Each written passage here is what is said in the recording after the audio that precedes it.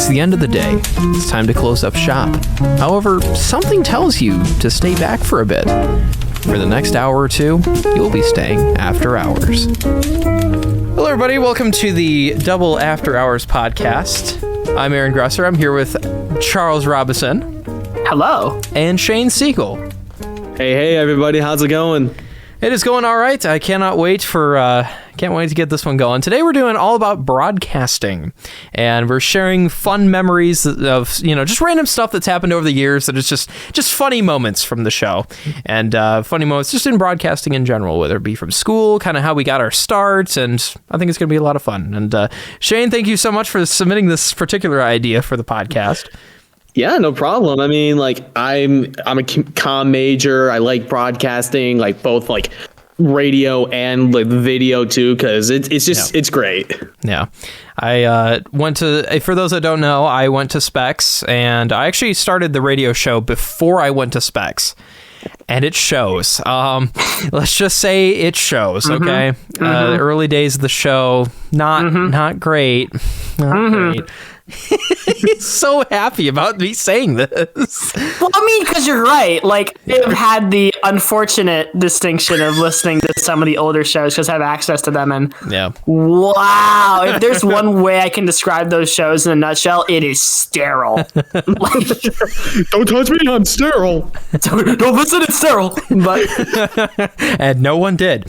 Mostly because we did not have a promo in the system that runs 24 hours at WPO. Now we do. We have a much better promo every single time. We got clips from the show, and it's great. And people know. You know what? It's so funny that when we got started with the show, all those many months ago, I never really knew how big the show was going to grow.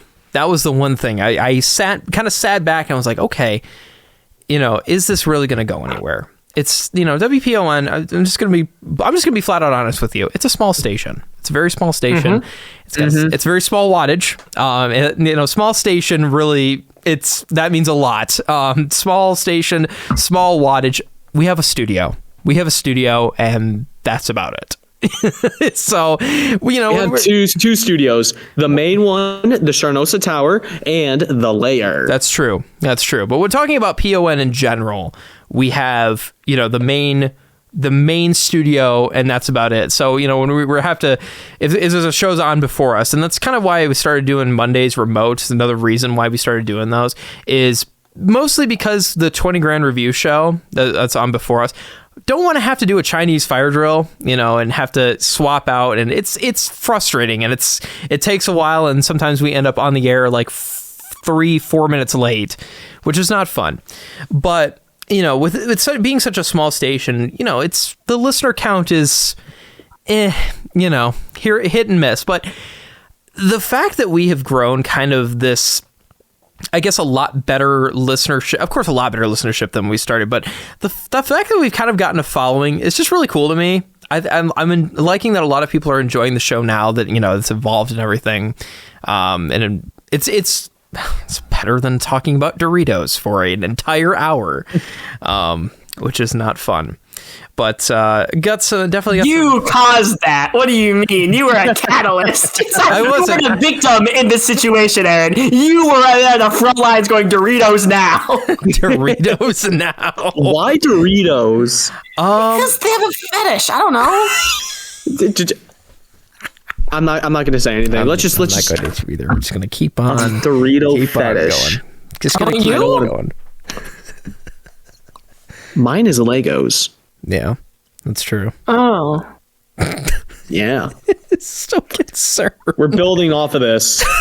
Slowly but surely. We're only 4 minutes in. But if you could see my face. Yeah, so disappointed. If the audience could see my face.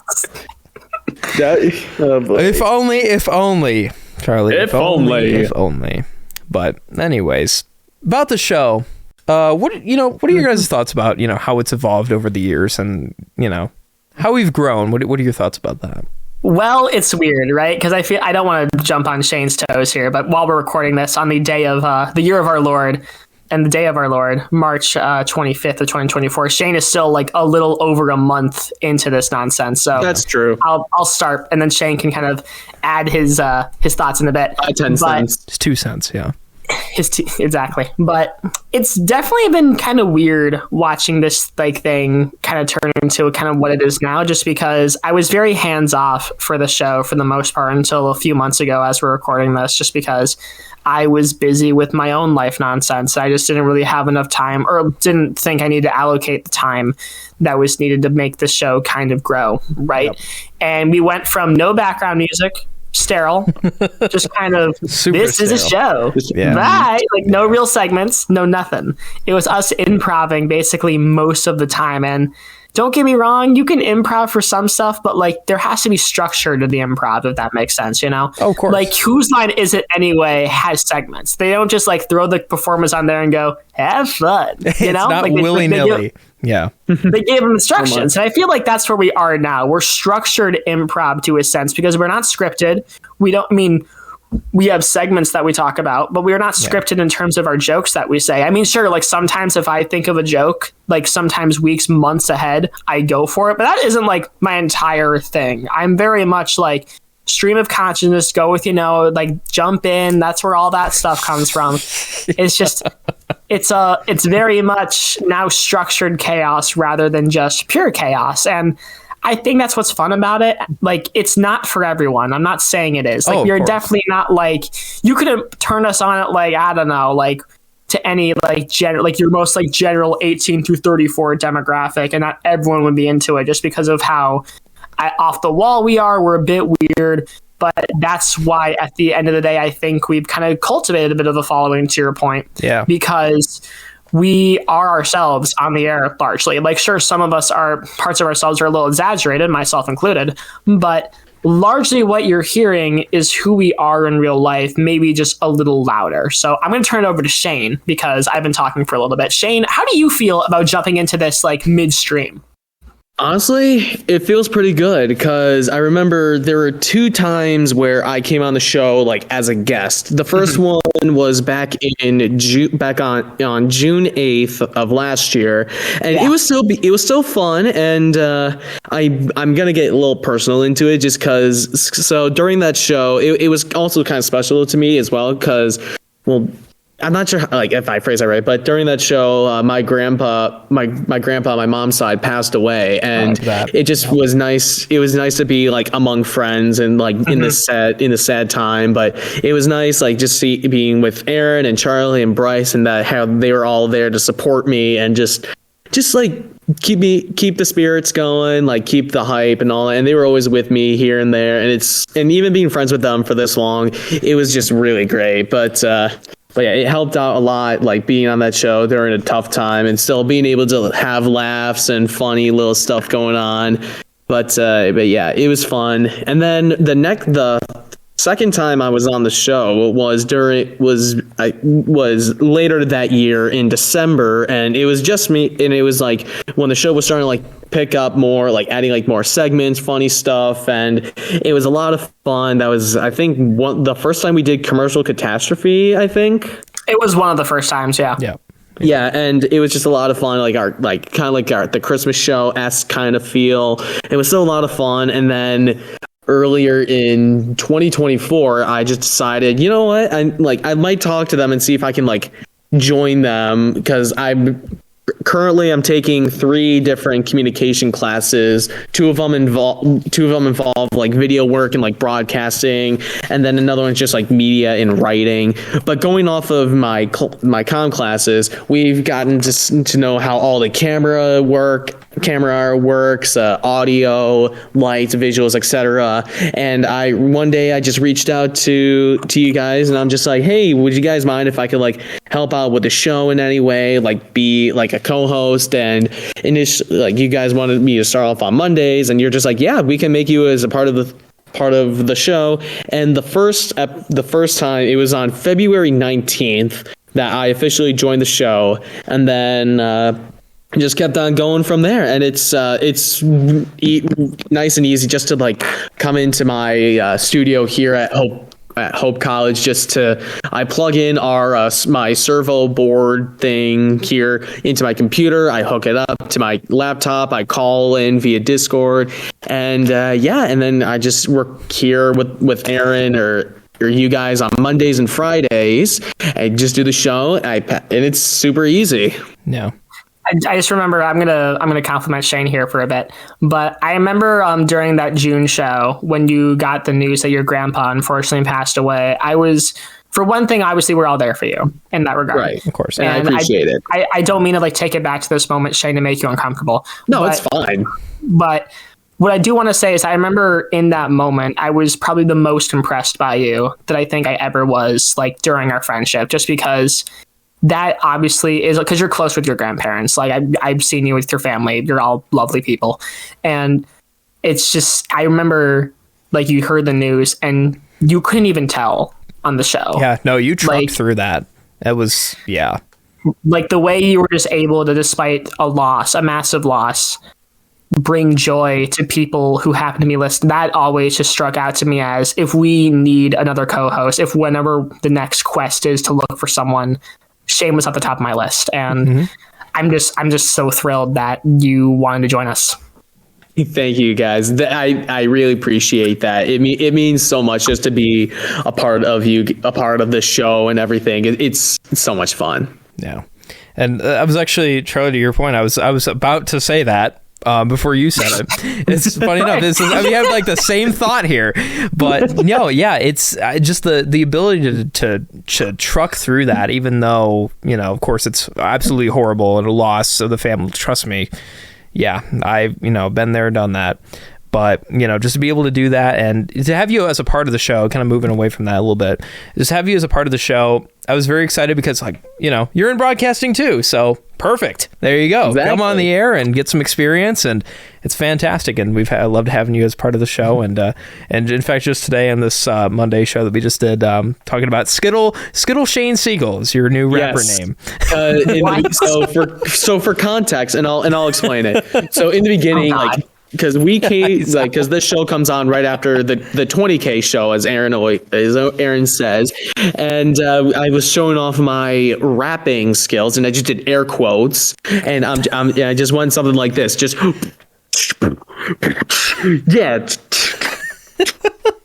jeez, and then just ends right there.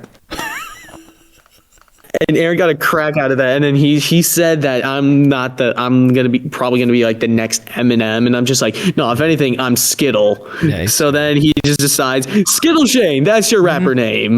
We just kind of read. What do you guys do when I'm not around? We have a radio show. That's what we do. Exactly. I need a leash or something, or an electric collar, because this is unacceptable. Charlie just listens, and every time that we do something wrong, he just gives us a little zap. Nice little zap. The red button now to administer a controlled shock. Maybe that'll get the spring in Aaron's step. Yeah, maybe just a little bit. But starting the show off a long time ago. It's been a while. Wow. May 5th, 2022. At that point in high school, I'm just kind of just taking the floor now. I had no idea what I wanted to do in life. Had no idea what I wanted to do. I was, finishing up high school. Everybody else was pretty, committed to certain colleges and, what they wanted to do. And then there's me just kind of sitting there. Oh, I don't know, do something. I'll figure it out eventually. What a sales pitch. Yeah, no, it was fantastic, and it very much worked well with my parents. It didn't, but there you go. So I had no idea what I wanted to do, and so I have been listening to radio a lot, and I thought about it a little more. I was like, wow, maybe this, broadcasting, getting my name out there and being on the air, it's something that was kind of on the back burner for a while, and then I thought, okay, why not? So, PON has the advertising still on. It still runs all the time about, advertising for airtime. If you are interested in having a show on PON, call the station line and, tell them who you are and work out a deal. So after school one day, I decided to call them up and got my airtime Thursday from 4 to 6. And the rest is history. The Revolving Door show kind of evolved from the Double A and J show, of course, started with John a long time ago, and having Dorito talk. And the original structure of the show was not good. It was awful. Yeah, it was. So full disclosure, atrocious. Yeah. So we had music in the first half. So the first hour. I thought it was the second half. No, it was music in the first hour, and then second hour was all talk. And I loved how during that show, and I've listened to that show back a few times, and why, I don't know, masochist maybe, but I listened back to that, and I hear, like, oh, give us a call at 248-557-1460, and, join into the conversation. Our very first phone call, this is one of my favorites. This is one of my favorite stories. I don't know, I think I've told this maybe a couple times on the air, but it was first couple shows. I don't remember if it was the first one or the second one. It was our very first phone call. I was like, wow, we're actually getting a phone call on the air. And I was like, wow, this has never happened before. I don't know what I'm going to do here. And our board operator, he was like kind of pointing at the phone, because I thought he was going to answer the phone first. But he kind of like pointed to me to answer the phone. So I was like, okay, we'll get a song or whatever, and then I'll answer the phone.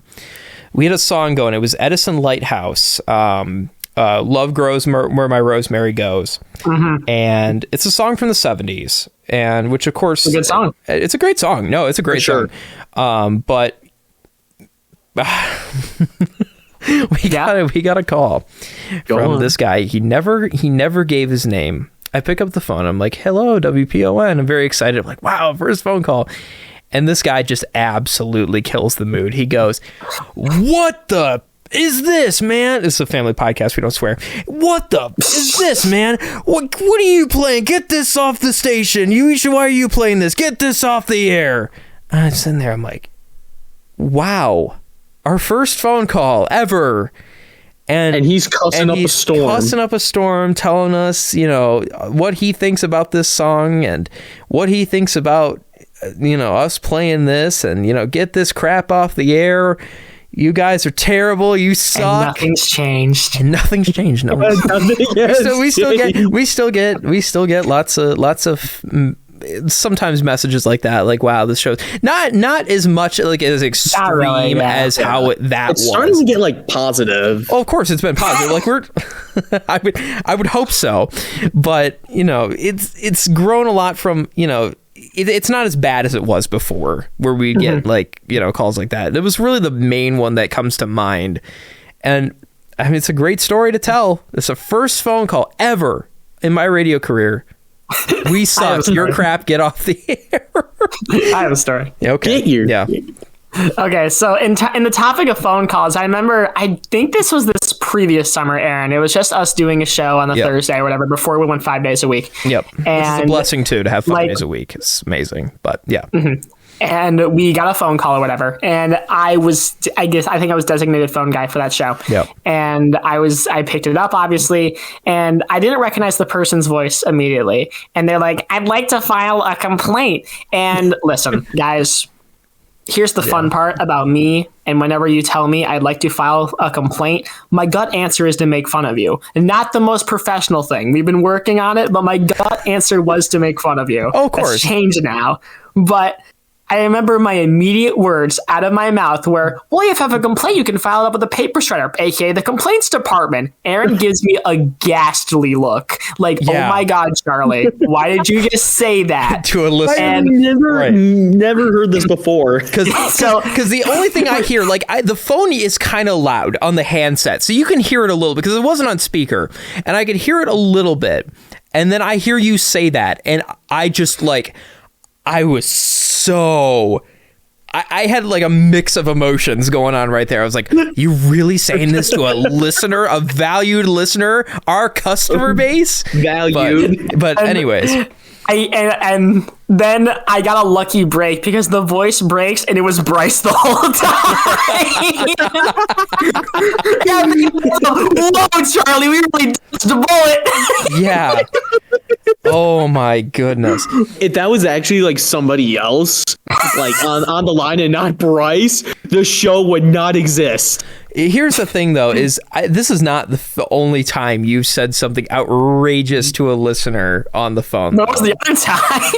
Well, there's one story I'm thinking of in particular. It was something outrageous that a listener was saying to you. But I remember it's like sometimes you do like weird impressions when you answer the phone. Like that was kind of weird too, because I'm sitting there, I'm like, why are you doing that? I think one of them I answered, I was like Kermit the Frog. Like, all right, here, welcome to WPON. What the heck do you want to listen to? Yeah, something like that. Something weird like that. One of the funniest. I know I'm just kind of taking the floor, Shane. You haven't had an opportunity to say. No, you're good. You're good. I remember one really funny story, and this happened to you. You probably remember this, and I thought this was the story you were going to go into. There was one time we were on the air, and it was during request hour, and that's primarily when we get our phone calls, is during our second hour at 5:00. And we were sitting there, and I think we were in a song room, and this guy calls in. And you answer the phone. You're like, "Hey, it's WPON. What do you want to hear? Something like that." And the guy is absolutely wasted out of his mind. He goes, "Yeah, I'd like to hear that one song. I forgot what it's called. It goes something like, I love my lady. She's so fine," or something. Do you remember that? I remember this now. And the funniest part is he said we thought his name was Ron Cameron. No, it wasn't that. But it wasn't Ron. No, it was a different person. I thought the name was. I can't remember what the person was called now. His name was Deltrice. Do you know what? I think he actually said his name was Bob Page. Now that I remember, now that I'm thinking about it, because I remember exactly what happened. He starts off like singing this random song, and I'm like typing in the lyrics, like, is this real? Like, I could have sworn I heard it at one point. Yeah, exactly. And he's like, yeah, listen. I got a deal for you, kid. So how about you and me? We're gonna go to Wrigley. You can pay for gas. And totally inviting me to something I have no idea. And it's like, listen, this is on my bucket list. This is 47.5, but like I need a lot more context in order to sign on. And he's like, you know what? Don't worry about it. We'll get Moose to figure this all. And my immediate thought is, who's Moose? Like, is he talking about Alfred? That's another made-up character on our show. Moose. But just this guy named Moose. Moose. Okay. Like, he is trying to sell me on driving to Chicago with a bunch of people I have never met and paying for gas. Like, this man was insistent. I mean, isn't it like canonical? I know we're talking about Ron Cameron Sports Talk, which dear friend of ours here on the show passed away a few weeks ago. But Bob Page was just for a little context for listeners, Bob Page was his co-host on a show called Sports View Today in the 1980s. And it was a long time thing with him. And then Bob Page kind of moved on, became like a broadcaster. I think he was like an announcer for some sports in New York. And of course, Ron hung around here and was doing sports talk on TV and radio as well. Of course, on WPON and the Patriots around here in Detroit. If you're from here, you know those stations very well. If you know us, you know PON very well. But isn't it canonical that Bob Page was a heavy drinker? Like, I thought that was kind of a thing. I would believe it. Because if this really was Bob Page, which, of course, you never know. Maybe it wasn't. We don't know. And that's the magic of the phone. Is like you have no idea. Of course, it's caller ID, but caller ID is completely wrong. I mean, we have a listener that's pretty consistent on our show. Big shout outs to Cleveland Dennis, and his caller ID is something completely different. Mm-hmm. And sometimes it's like wireless caller or something like that. And so you don't know who's on the other end of that phone. So It's the mystery and the fun of it all when you're sitting there and you just get these randos that are just, it's hilarious. It's hilarious. But that story will forever stick out to me because I just remember him trying to sing this song that he wanted to hear, and we never figured out what it was. We never found out what it was, but just listening to him sing about that and talking about going to Wrigley. Why? So weird. It was... That has to be one of the weirdest calls we've gotten we haven't gotten a weird call like that in a minute though. Yeah. The other weird call, it was actually from, speaking of Cleveland Dennis, this is kind of just turned from the broadcasting podcast to the weird phone calls. Exactly. But it's fine. It's fine. So we were doing a show. I think it was around request hour, and our good buddy Cleveland Dennis he'd taken a trip to New York. I remember this. I remember. This was funny. So he'd recently taken a trip to New York, and he was on a cell phone, and he was calling us because he has headphones. He listens to us online at WPON.com. And just plugging WPON here. But he listens online. He listens to the internet stream, and I guess he caught us because he's a big fan of our show. He listens to us all the time. And he called us up, and I don't know if he accidentally butt dialed us, which I think would be really funny if he had the PON. It wasn't a butt dial. It was intentional. I think it would be really funny if he had us on speed dial. That would be awesome. But he called us, and over the phone, we're sitting there hysterically laughing because all we can hear is like wind, a fire engine, police, and explosions. And we're like wondering what in the hockey sticks is going on here. Family show, remember? What in the hockey sticks is going on here? Why is he calling us? And why do we hear fire engines? So we left it on, and we're sitting there absolutely laughing our heads off. We even I think we put it on the air too. And we did? I don't remember that part. I think we did. If memory serves, I remember us putting him on the air for a little bit, and we were sitting on there laughing, trying to get a hold of him. But eventually we hung up the phone, and he calls back, and it's the same thing. Can't hear a word he's saying. We just hear fire trucks, explosions, and other New York nonsense. So we hung up on him again. He calls back a third time, which I think is hilarious. The consistency. He was consistent. Very consistent, which we love. Calls us back a third time, and finally we can hear him, just barely. He's kind of like far away. He's like, hello? Hey, can anybody hear me? Or, can you guys hear me over the phone? And we're like, yeah, Cleveland, we can hear you. What's going on? Why is there explosions? Why are you in this situation? What's going on? And so he finally gives us I think he gave us he didn't give us a song. He was just kind of telling us that he was in New York, which, I mean, yeah, that's the true New York spirit. Yeah. Explosions, fire trucks, you name it. Yeah. And I've never been there. No, I've never been there either, but that was the other really funny phone call that we had. Of course, we've had our fair share of Medicare and rando calls like that over the phone sometimes, and those are really funny too. Those are really funny because sometimes I think it was a couple solo shows when that happened. I put them on and mess with them, which of course is perfectly fine. That's 100% legal in the FCC's eyes. But yeah, those are some of my favorite phone stories. I feel this has happened long ago enough that we can tell this tale before time had a name. I don't think we never told the full conclusion to this on the air, but I guess podcast is a perfect platform for this. January 30th, 2024, our first fan mail. Ooh. I remember this. Okay. All right. Oh, so I'm thinking I might remember this. Okay. Yep. So this was on January 30th, 2024. So I was on my way in for the show. I believe this was pre-remote, at least, for me doing remote shows. So I think this was on, I want to say a Monday, but anyways. So I got the letter.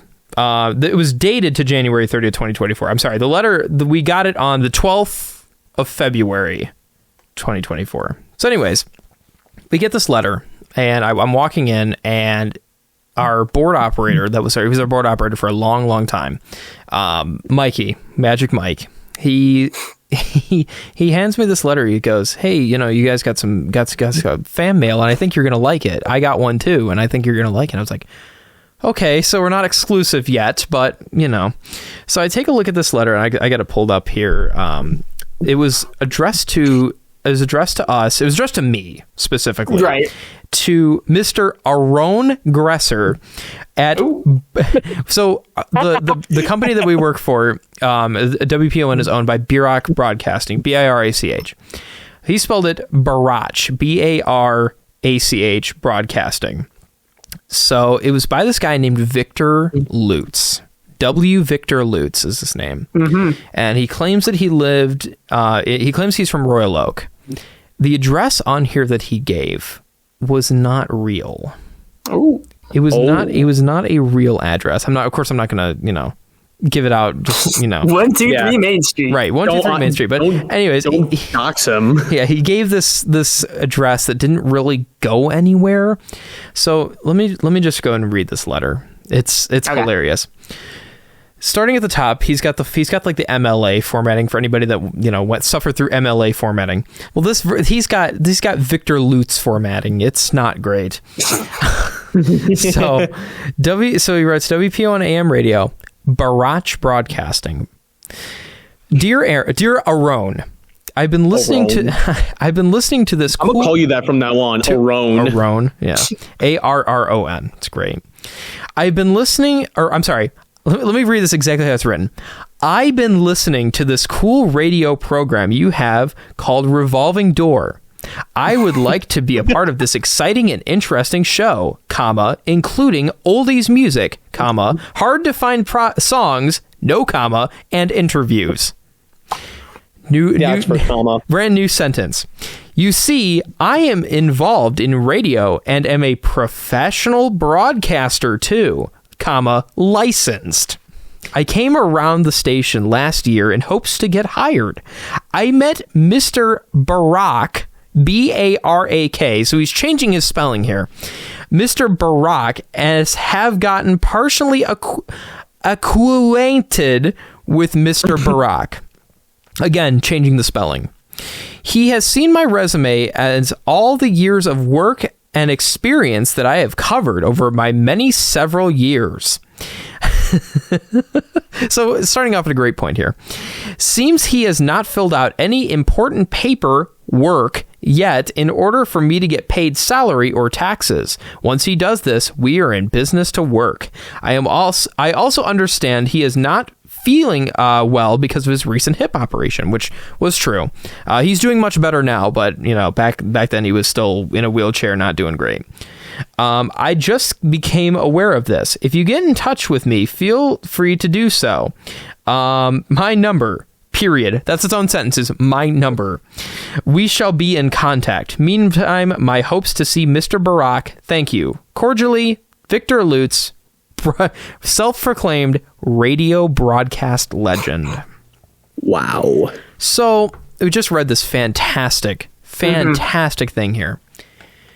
Let's go over some things. First of all, his spelling was all over the place. Yeah, it was left terrible. And right. That's like no offense.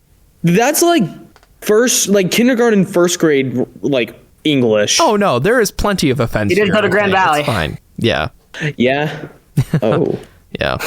So, anyways, yes. So, second of all, he self-proclaimed broadcast radio legend. Now, of course, sure, I can see that for some people, right? Exactly. But when I Google your name and I find somebody working at a Home Depot, I don't really think that's a broadcasting legend. So this guy got in contact with us. He wanted to work with us so bad. Just judging on this letter, he wanted to work with us so bad. So I thought, you know what? I wanted to get a little more background before I give this guy a call, right? I want to. We never actually ended up calling him, of course, but I wanted because of the second part here. So I was like, okay, I am very curious about this. I want to see if the owner, Sima Birach, if he knows who this Victor Lutz guy is, right? Because they're like best buddies. So I brought the letter to him. And one day, he wasn't too busy. He was just kind of in, just checking on the place, making sure he's all right. And so I came in and I go in and I ask him. I said, "Do you know who this Victor Lutz guy is? Do you know anything about this letter? Are you familiar with this guy at all?" And he just goes straight up, I've never heard of him. Oh. So it's like, okay, that's interesting. All right. So I brought this up to another radio host. I've been working with her for a while. Her name is Crystal Mayo. She does the Motown and a Cup of Joe morning show. She's on from 6 to 8 in the morning, man. She's also on Sundays too. But I asked her, we actually, because we're partnering for a little gig with Hazel Park Schools. I'm going to be teaching a radio class over there. And so she was like, hey, come to dinner with me we'll talk about this whole deal. And during the dinner, I brought it up. I said, hey, have you ever heard of this person? And she says, yeah, I've gotten several letters from him. He's crazy. Oh, interesting. Okay, then. So I brought this up to 20 Grand Review. They had no idea who he was. So I figured, yeah, this guy's crazy. He has no idea. Because I remember what happened is that, like, you sent us, like, a picture of this letter. Yep. And then you sent us his LinkedIn. And I was like, oh, I have to look at this LinkedIn. What's this boy cooking? And I don't remember what exactly the company he worked for currently was called. But, like, it was a weird company that was like, we specialize in changing the future. Great. Every company does that. What makes you special? Wow. And this guy is like a self-proclaimed radio legend in Michigan, right? But this company was based in like Massachusetts or something like that, like original 13 colonies, like one of those states. It's like definitely, I wasn't something not it wasn't Jersey. I'm pretty sure it was Massachusetts, but it was really like, okay, so your company's based there. Maybe you do the work for them online, but it was only 10 people. I could only find 6 of them on LinkedIn, and I could find nothing about like his prior radio experience at all. And this was the only Victor Lutz guy that I found in Michigan, like in Detroit area. It very well might not be the same guy. I don't know. Maybe. It might not be. I don't know. But what I do know is that this was our one fan mail to this day that we have ever gotten. This is it. Other than, seeing stuff online, because, of course, most people send in stuff online. They'll send praise for the show. And, of course, in the buzzwords and everything that we're part of the buzzwords, we've, gained kind of a following over there. We get a lot of, we get praise on there. We get hate on there, too. We get a little of both. But, this is the first physical piece of mail that I've gotten. I still have this letter. I still have it to this day. It is it's framed on your bed. It is. It's somewhere in my room. But you kiss it to bed every night. I think we should frame it on the wall. Our first piece of fan mail. You're good. I'm good. So, but yeah, that's the tale of our first day, our first time ever getting fan mail. The things that happen on WPON. It's kind of like Courage the Cowardly Dog. We're like in the town of nowhere where just random things and weird things happen. That's us to a T. It's we are in a station where just magic happens. We've had phone calls that have gone on. There's a caller. I'm not going to mention who he is, but he's a phone caller that likes to talk. He's very much a talker, and he's a yapper. He is the CEO of Yapplebee's. Yeah. Actually, no, I thought that was you, Charlie. You're the CEO. I mean, it is, but he's a shareholder, so, Interesting. Oh, yeah. He calls, he'll, tell us about songs and tries to find songs. And again, we're not going to mention the name, but yes, he's definitely a yapper sometimes. We've kind of designated, I know Bryce isn't here, but sometimes we're like, oh, we're going to give Bryce the phone call. There was one time he had to take the phone call in the middle of the show. Can I tell the story? You can. Yes, you can. I want to hear this. I remember this was, I want to say, like a month ago on a Thursday show. I was doing the show remote, but Aaron, Bryce, and George were in the studio. And this caller called or whatever. And he called first once, and like Bryce took the call or whatever, and Bryce was all heated, like that took too long, da da da da da da da. And he was just kind of, first of all, this show was such a messy, weird kind of show. So we have our ups and downs, yeah. It was definitely like there was a disconnect between me online and them in studio. Like it just, something wasn't clicking in that regard. Yeah. And I remember I was feeling a little miffed because I felt ignored for most of that show because, like, I don't know, whatever. And I thought it'd be funny if on air I went, you know what, caller, how about you request more songs? Come on down. And sure enough, 2 minutes later, the phone goes off, and I'm like, God, thank you for working miracles. I never doubted your existence. You're real. George took that call for like quite a long time, and I have never been more proud in my faith than that moment. Yeah. Nice. The thing with the show, little background here for those that don't know. I am the board operator. I am the guy that makes sure it's on the air. And yeah, we have fun problems sometimes. Things happen that shouldn't, and the board freaks out, and devices, technology freaks out. We have our moments that is it going to work today? Does it want to work today? That's a common theme. But the thing with the phone is, I can only do so much, and I can only do so much. So we dedicate some people to being phone guy. Bryce enjoys not being phone guy. Being phone guy means you don't get to yap on the show, and that's sometimes, especially me. I don't listen, I'll pick up the phone if needed, but I like yapping. I'm a very simple man. I like being able to yap. And I major in yapping. Yes, you do. I major in writing yap, but anyway. And sometimes we enjoy, especially in the early days, we used to put callers on the air all the time, but they say sometimes things that they, can't say on the radio. Kind of no.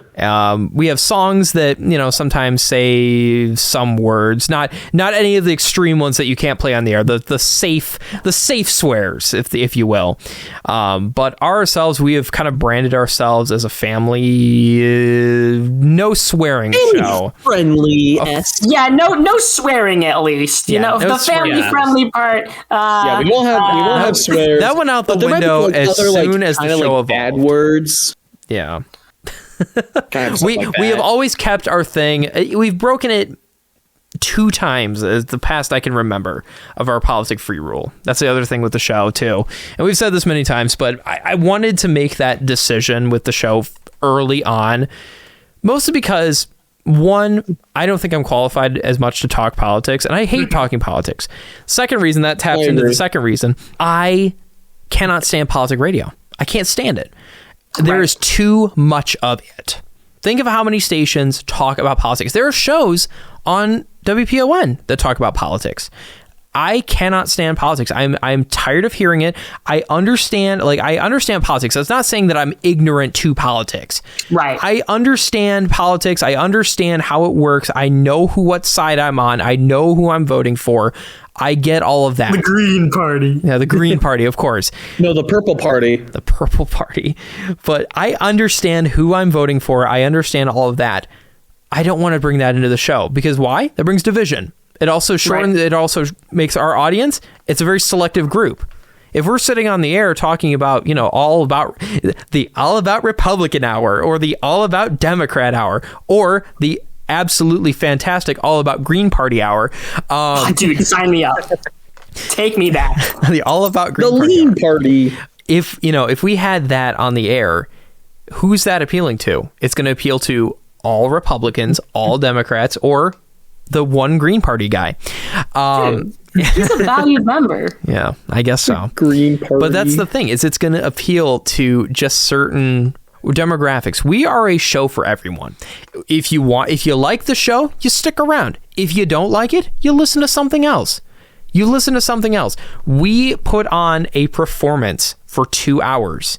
And if you like it, you like it. If you don't, you don't. But the thing is we're not selective about that. We're not going to sit and talk about Joe. We're not going to sit and talk about Donald. We're not going to sit and talk about who's running for the Green Party. I don't even know who's running for the Green Party. I don't even know. I mean, we can talk about the independent.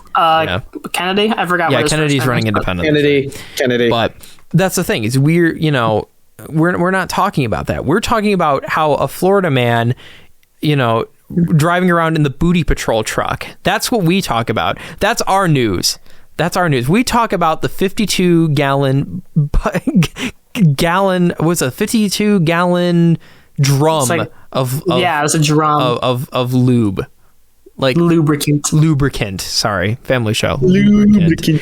We talk about that kind of stuff on the air. That's our fun. That's our That's just, it's a good time. Entertainment. It's our entertainment. Right. But I've had the floor for a while. Somebody else needs to start talking. I guess kind of on the topic of just the tone of the show that we've been striking lately. Yeah. Like definitely, I know early on, I don't remember if we all like sat down and said no politics, but it's just one of those things that was always kind of left unsaid. Unanimous agreement. Right. I said it at the very start of the show back in the John era, but after John left and everybody kind of came onto the show, Bryce and you, and we kind of just became I didn't really mention it too much. I mentioned it to guests. If we ever had a guest on the show, right? We always mention it to guests. Yeah, no politics. We don't talk politics, which kind of sucked for our one of our recent guests, Stotch Zaz, because that's his primary thing. He was a great guest. He was kind of done with it, so it was fine. Yeah. Yeah, because I know that says because he likes, he talks about politics on his show. It's kind of like, oh, this is a politic-free show. But he was a great guest. We loved having him back. Big shout-outs to Stotch Zaz. Awesome dude. But before I was interrupted.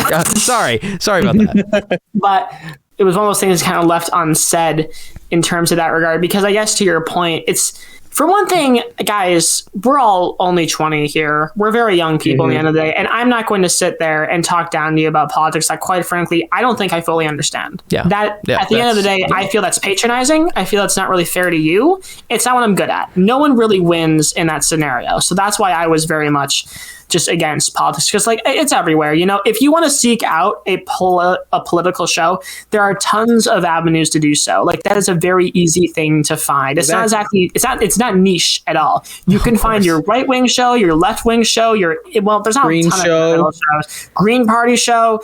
Heck, you can listen to the Daily Show. I like the Daily Show. We need to start the Green Party show. the double A Green show. No, we're not doing that. Again, keeping it politic free. Anyways. Right. But because we very much made that decision to what Aaron said, just because we wanted our show to be something different. We wanted it to be unique, and we're not exactly the most I don't know. Because I hate throwing around all these political buzzwords. Because for one thing, I think a lot of people who use them aren't very smart. But because they're a lot of part of the. I know we're saying no politics, but this isn't really necessarily political. It's just more of the kind of bait reactionary crowd. This company did this. That means they like this, and their thumbnails a person doing the Home Alone face going. Clickbait. Yep. Clickbait. I never wanted that to be us, because for one thing, I think a lot of those news outlets and channels are very obnoxious. They're not very smart, and their opinions at the end of the day change on the wind. They change suiting who their audience is. They aren't consistent to a degree. Some are. I'm not trying to say all of them aren't, but a lot of them are going to change their opinions directly on what actually happened or what's popular. There's one channel I won't give names, obviously, but there's one channel that there's a few of them actually that's basically specialize in this company did this. That means they and if you know how vague I'm speaking about it, because again, no politics. I'm not trying to pick sides, but they basically kind of exist to shove this one counterculture kind of rhetoric down your throat, and that can get really exhausting. Not to say that everything what they're saying is wrong or they're not important to hear occasionally, but this can happen any side. The left does this, the right does this, the middle does this, the green does this. Every side does this, where they're going to push you a story, not necessarily the truth, but a story. And remember, stories are sometimes more interesting than nonfiction. A lot of the issues sometimes fall in the middle. That's why, largely, I think us staying political free is a good idea, because if we were to lean in that direction, and since we are, as what you said, performers, it would be a conflict of interest. Our performances would be compromised in that regard. And I don't know. That's why I like not being political on the show. And again, I know someone's out there who's listening to this is going to call me a hypocrite because you just went on this few-minute tangent about how you don't like politics, but you mentioned some stuff by name.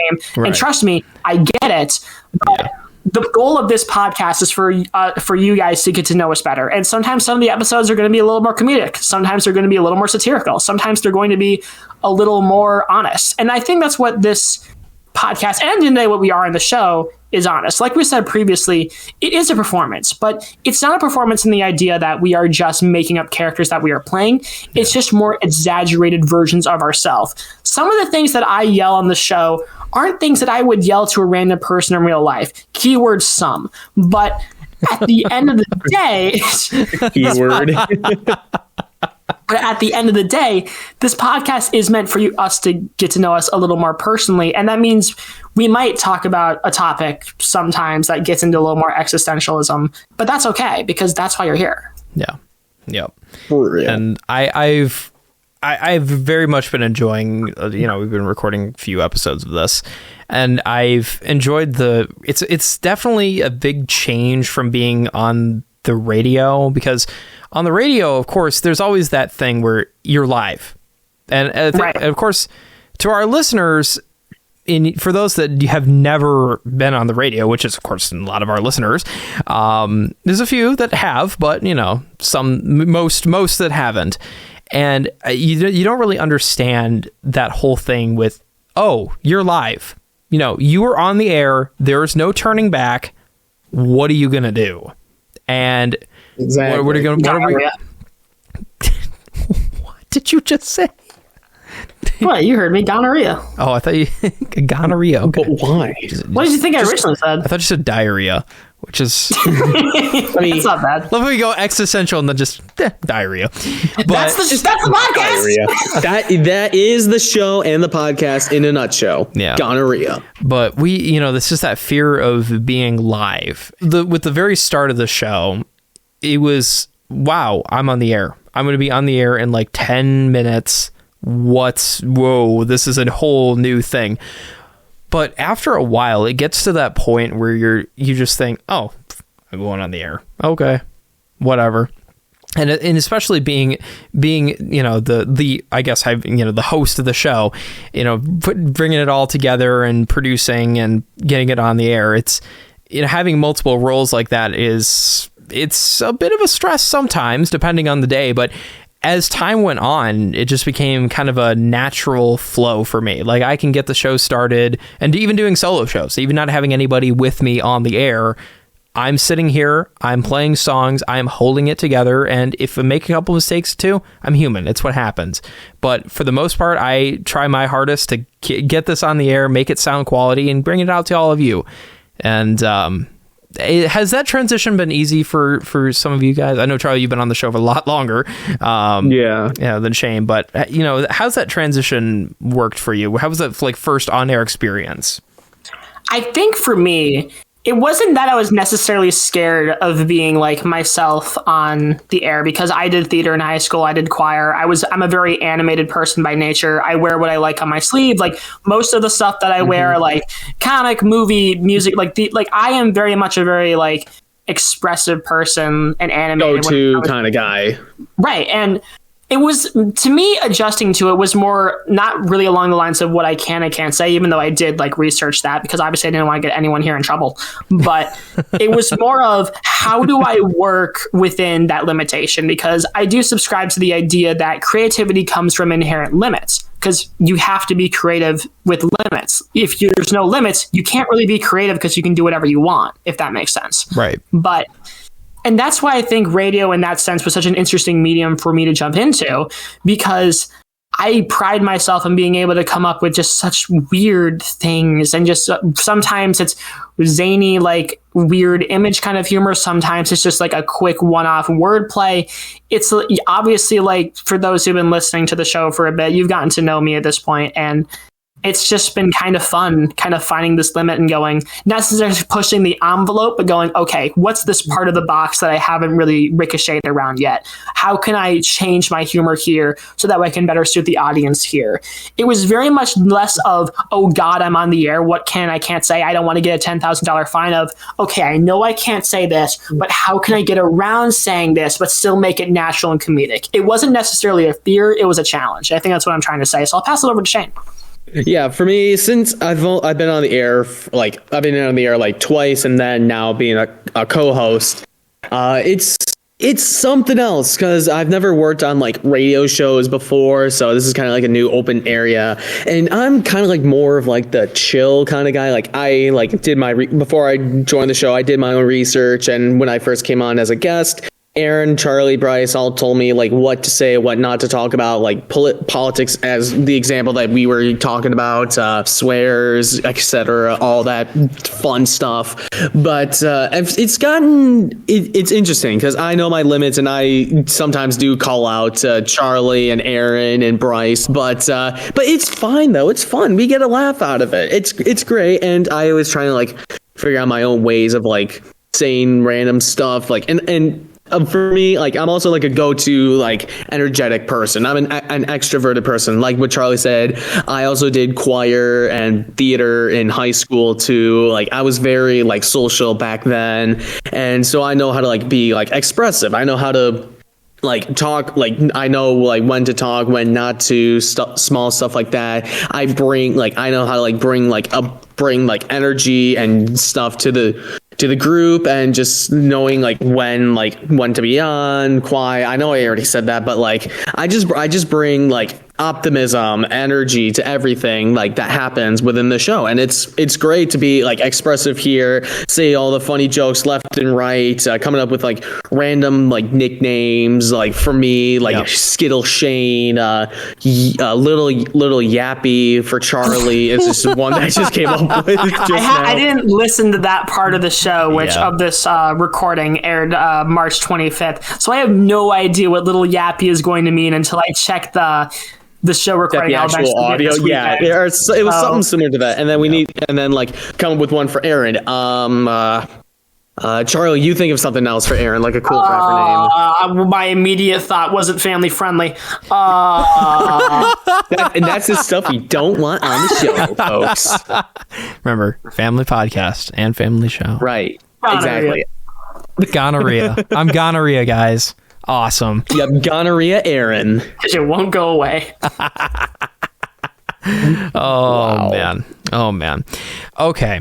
On the show, I know we've had a lot of really funny moments, and we've had a lot of like, whoa, that's a little out there kind of moments. And I know, Shane, you're still a youngin' when it comes to the show.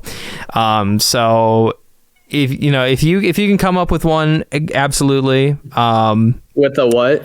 With what I'm about to say here. I know we've had a lot of weird moments, like, and out there stuff. What moment on the show was the most outrageous? And if so, do you regret saying it, or do you regret having that go over the air? What is your wildest, like, whoa, that's a little out there? I have had like a few instances where like I've said like some stuff, but I can't remember at all. And usually it's like I'll usually like think about like, okay, maybe I shouldn't have said that. And initially, and if I did, and in my past, I've always been like, hey, if I hurt your feelings or like offended you, I'm sorry. I didn't mean to do that. Hope you can forgive me. And most people, they're forgiving. And a lot of people are forgiving. They know like, hey, I know you didn't mean it. It's all good. Don't sweat it.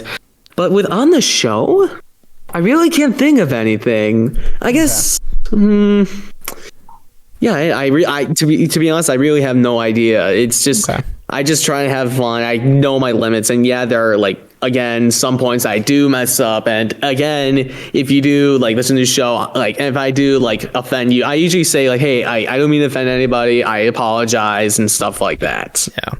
Charlie, I assume most of this is going to be for things that you've said. Let's hear what Charlie has to say. I assume this is going to be mostly things that you've said, because I'm a straight man on the show. I kind of try to not. Sometimes I go crazy. Sometimes I do say way out there things like the deer. Deer are not in danger. Okay. I think the cut off their supply bit. That was really funny. Yeah, cut off their supply. I have my occasional moments. This man has the record, the world record for most atrocities on AM radio in general, the revolving door, and oh man, okay, go ahead. In public too. Oh yeah, in public too. Yes. There's a reason why most of the highlights that I'm in are just me just being foul, but. Yeah. I guess the one that sticks out to me is because, like Aaron said, like we all have our role here. Shane's the chill one, Aaron's the straight man. George is when he's there, he's there, and Bryce is kind of in the middle of all this, kind of devil's advocate, if you will. And I am very much just the out there one, you know? The best way I can kind of visualize at least the 3-man dynamic between me, Aaron, and Bryce is that Bryce is in the middle. I am the devil on his shoulder. And, well, Aaron, that's not a perfect comparison, but you get what I mean in terms of our roles on the show. And most of what I say is heinous. And I think I don't apologize a lot for what I say in the air unless it was genuinely offending someone, because I don't apologize for a lot of those kind of things. Not because I don't want to apologize. When it does go too far, I do. And most people who know me very well know I apologize all the time. But what I do on the radio largely is that I play a character. Of course, like I previously said, a more exaggerated version of myself, but still a character. And the bit that I always kind of think about that kind of started the highlights on social media to a degree is there was one time where we were this is like one of the first commercial catastrophes. This is during the Talk Boy ad from the Home Alone 2 marketing campaign. Oh, yes. And if you've seen the ad... If you've seen the ad, you know exactly what I'm talking about, where they play the tape recorder and the parents' recording is like doubled back and it sounds really weird. It's like, "Hi kids, we're home early."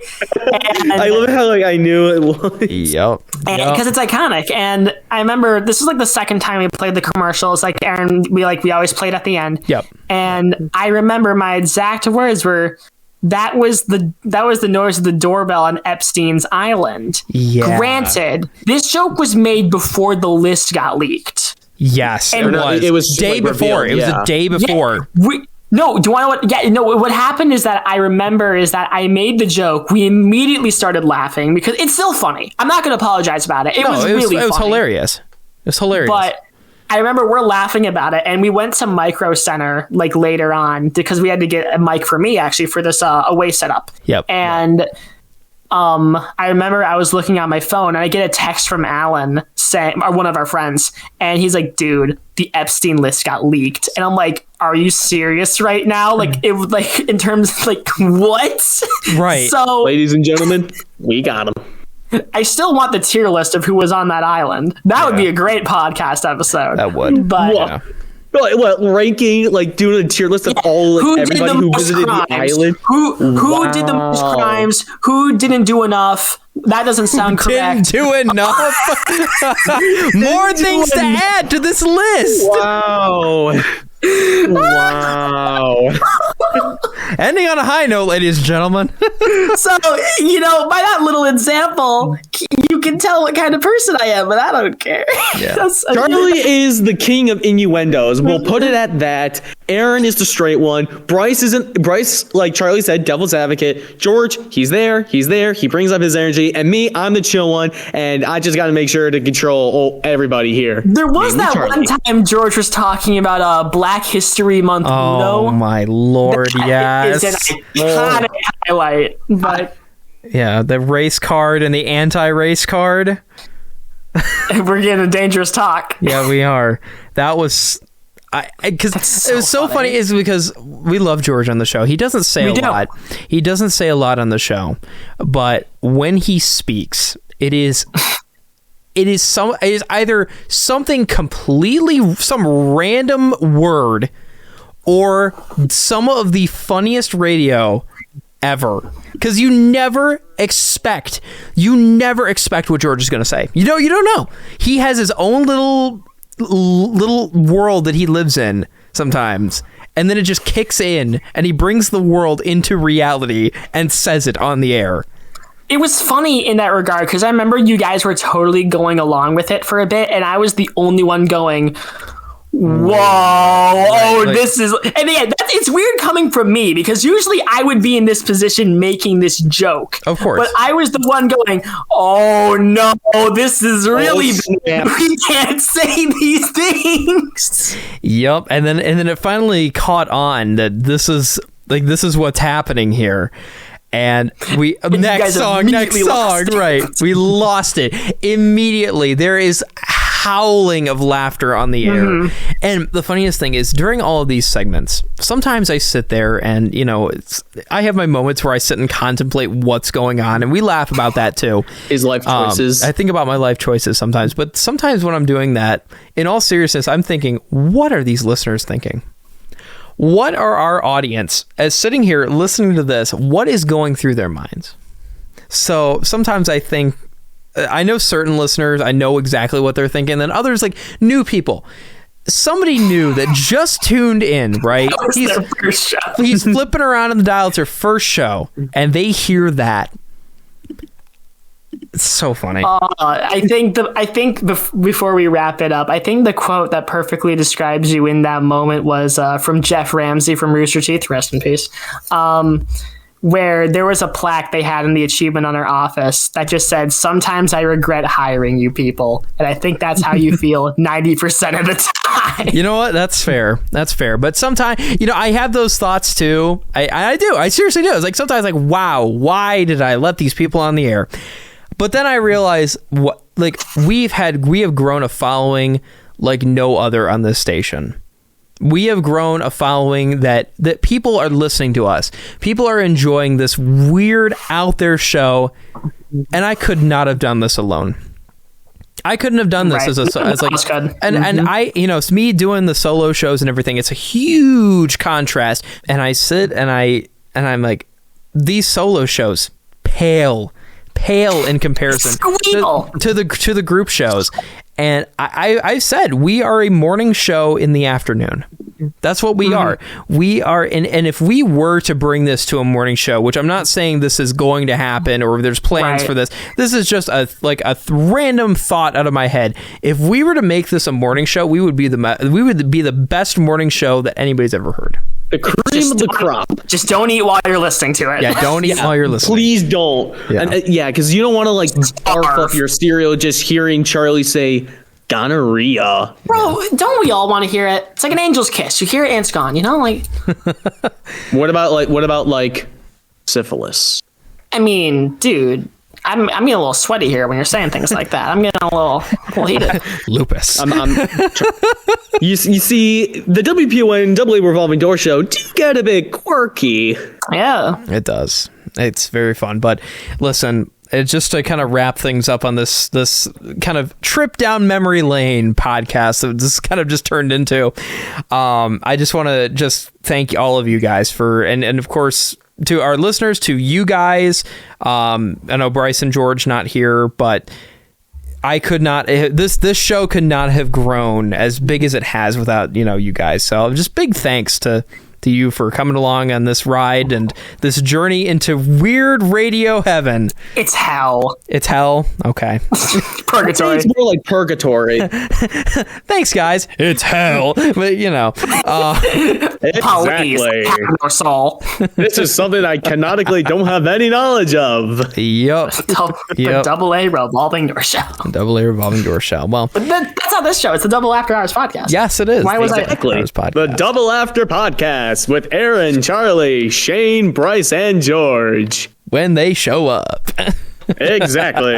This is a very impromptu. I wasn't even supposed to show up on this episode. I literally joined. Charlie just showed up randomly. He's just because initially it was going to be Aaron and I, but Charlie showed up. He's just like, "Hey, I'm just here for fun." No, and then we're just like, you know what? Let's just have him on. It's fine. It's all good. My exact words that I saw you were in the channel that we have for this, and my exact words were "Sup, losers," and you guys were like, "Oh, we're gonna record this." And I was like, "What's it about?" And it's like this, and I'm like, "Do you want to show up?" And I was like, "Okay," so here I am. Yep. Thank you so much for listening, and we're gonna make this our new tagline when we end episodes. And thank you for staying after hours. Thank you for staying after hours. All right, we'll catch you guys on the flip side. Thank you for listening to the Double After Hours podcast. You can find us on Apple Podcasts, Spotify, and YouTube. Be sure to check out our social media pages on Instagram, Facebook, and TikTok. I'm Aaron Gresser, and thanks for staying after hours.